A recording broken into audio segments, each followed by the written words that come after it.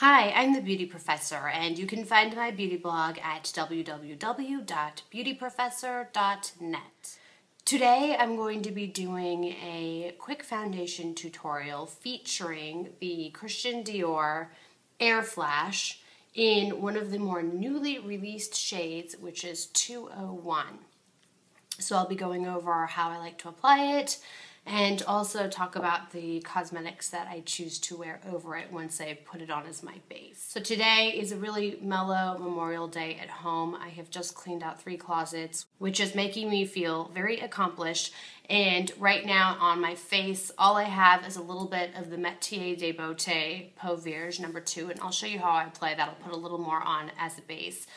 And then on my lips, I have a combination of Youngblood lipstick in Delicious, which I have reviewed on my blog. It's a beautiful, creamy, light to mid-tone pink with a little bit of Tom Ford Pink Lust. It's the lip lacquer new for summer 2013. Also swatched and reviewed on my blog on top. So that's the extent of my cosmetics for the time being. Alright, so when I'm getting my face ready for foundation in the morning, this is what I like to do. I put on a pump of my NARS Peau Vierge. It's a wonderful base layer. It has an SPF, albeit a minimal one. It has illuminating properties, it has a moisturizing aspect, and it also has retinol, so it's a skincare. I'm just going to put some on my fingertips. You can see here it's lightly tinted. Shade number 2 works great for light to light medium skin. And I'm just going to put it all over my face and just tap it in.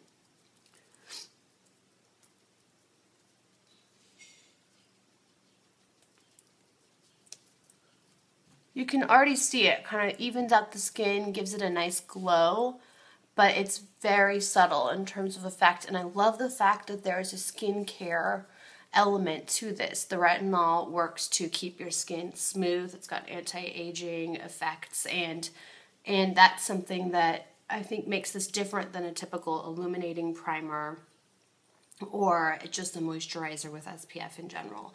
I love that it's doing 4 things at once. Next, the Airflash, and this is something that I've used the foundation, being the foundation fiend that I am, many times over in the last few years. However, I've always stuck with shade number 301, which I will be doing swatch comparisons of on my blog. I'll put 301 and 201 side by side so you can see it there.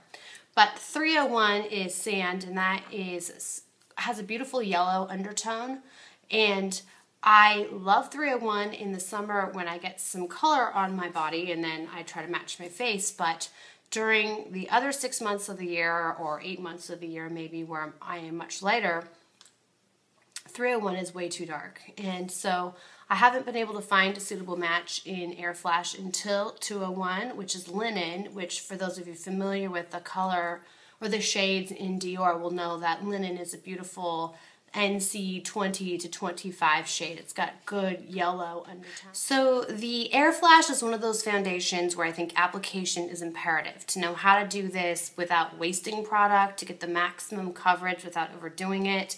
That's something that I have kind of refined with the years I've used multiple cans of this. It is not inexpensive. It's $60, I believe, for a 1.7 ounce, or no, 2.3 ounce canister. But because it's under aerosol pressure, it's really difficult to control how much comes out. Prominent complaints about this particular foundation are that it doesn't last a great deal of time in terms of the contents of the bottle, that people can run through it very quickly.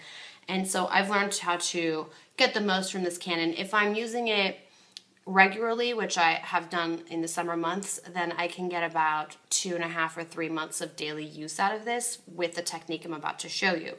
Intermittently, I suspect this will last me half a year because certainly I have it on rotation with other foundations that I love. So here's how I like to apply this foundation. Just going to remove the canister or the top, and I will be working with my trusty Sephora Pro Flawless Airbrush. It's number 56. I've mentioned it many times over on my blog when readers ask me what brushes do I use. I'm actually kind of a brush minimalist.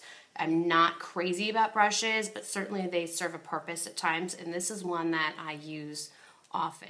So when applying this foundation, I'm just taking this Airbrush number 56, and what I will do is spray the top layer of this brush quickly, like this. And I do 2 pumps like that because I feel like one continuous one just doesn't give you enough. Okay, I don't know if you can see on the brush, it basically blends in with the bristles here, but I have 2 quick sprays on the brush, and now I'm just going to tap it into my skin. And you can see where the product is. And then I will stipple it into my skin. So I'm stippling here. I would say this foundation gives beautiful medium coverage. I wouldn't consider this a full coverage foundation. I think there are better foundations out there if you're looking for a complete coverage situation. But it does give beautiful medium coverage. Now I'm happy with that. Okay, just did 2 more sprays. And this will be the extent of what I apply. I'm going to just dot it around here in the areas where I want a little more coverage. I'll get close to the camera so you can see what I'm doing here. Making sure to blend. This color, linen, is spot on match right now for my NC 20 to 25 skin. I'm probably like an NC 23 right now. The finish on this foundation is what I would deem kind of a satin matte. And I like that. It has a skin finish. It's not powdery per se, but it's not like super radiant either. And that just makes it a good all-around foundation when you're wanting some coverage and some evenness, but you still want it to look like your face.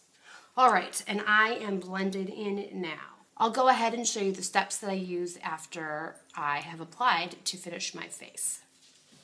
Quickly, I have freckles, and that's typically why I like to use foundation to cover up unevenness in my face and just to create a good palette for, or canvas for, the rest of my makeup. But I'll get really close to the camera lens so you can see. It gives great coverage. My unevenness has been eradicated, and it's just a very smoothing foundation formula. Who would think that something so formidable and also so skin-like could come from a aerosol can? It does feel a little strange. To add the rest of my face, I'm just going to go ahead and use a little bit of this Maestro Eraser Concealer. It's by Armani, and it was released at the same time as the Maestro Foundation, which I have swatches of every color of on my blog. And I'm just going to take a bit on my finger here. Number 4, which is what I'm working with, is a beautiful kind of yellow-based beige. And I'm just going to put this in my under eye area. So I'll use my 2 ring fingers here, and I'm just going to tap it in to even this out. I don't like to get my foundation brush too close to my under eye region, so while I made some light attempts, I knew that I would be reserving the rest of the coverage for the concealer, and I'm tapping it in just to kind of clean up that area. I can also use this Maestro as a eyeshadow base, and I like that about this. It's got some multi-purpose dimensions, so that's another option should you be interested in this concealer, which incidentally I also have swatches of every shade of on my blog. I'm going to go ahead and add some bronzer to my face. Today I'm working with the Guerlain Terracotta 4 Seasons in Nude 00. I've been using this nonstop since getting it a month or 2 ago. I just tend to, even though there's 4 colors of quadrants, if you will, I tend to just swirl the colors together and then get a little more pink for the apples of my cheeks for a blush effect. Then I could continue with some mascara and do a full eye, but certainly I've done that in other videos, so I'll spare you the minutia of those details today. But a final step that I would do to complete my face would be perhaps a coat of powder. And lately I've been using the NARS Translucent. It's in crystal. It's the light reflecting setting powder, and it's the pressed version. Honestly, when I got this, I thought, is something wrong with mine? Because I don't know if the camera will adequately pick this up, but it is very thin, and it's so finely milled that it feels like it's dry, like you're not even getting anything on your finger. You can barely see that anything is lifting from the pan. But I have appreciated the setting capabilities of such a powder. I haven't used anything translucent in a very long time. It is light reflecting, meaning while it doesn't add overt shimmer, it also doesn't make your face one-dimensional and flat. It gives a little mattifying. Certainly it sets whatever makeup you've applied. And I'm using my Hourglass retractable foundation brush for my powder application. It's my favorite brush to use with any type of powder. A little bit more, and I'm good to go. I was using this powder this weekend, and I had actually a different foundation, but seriously, maybe 1 or 2 applications over the course of a 10-hour day, and my face stayed looking basically the same as it did when I put makeup on first thing in the morning. But it still looked glowy. It wasn't looking like it had a thick layer on. I'm really impressed by this powder, and I'm happy I kind of ordered it on a whim. And that is how I like to apply my Dior Airflash in shade 201. Once again, I will be doing a full blog post with shade swatch comparisons of 201 and 301, as well as how they measure up to other foundation shades in a similar shade family. So this foundation is great for somebody who is looking for medium coverage, a satin matte finish, lasting power of about 8 hours, and a minimal need for touch-ups. And truly that's been my experience with this foundation over the years that I've used it. Linen shade 201 is definitely filling a void in this shade range. I'm so happy they decided to release it for those that are in the NC 20 to 25 range. And I welcome your questions and comments on this product. As always, please don't forget to visit me at my blog, Beauty Professor, which can be found at www.beautyprofessor.net. Take care.